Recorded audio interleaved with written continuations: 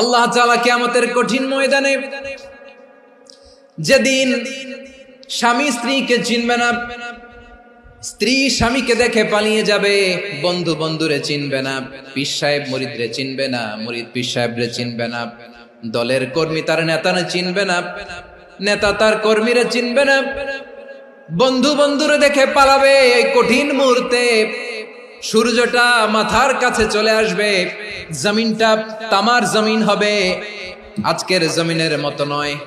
মানুষ ঘর্মাক্ত, ক্লান্ত, শ্রান্ত মাথার মগজগুলো কানের ছিদ্র আর নাকের ছিদ্র দিয়ে বেয়ে বেয়ে পড়বে। বিশ্বনবী ফরমান, কিয়ামতের ওই কঠিন ময়দানে 7 শ্রেণীর ব্যক্তিকে রব্বুল আলামিন তার আরশের নিচে ছায়া দিবেন।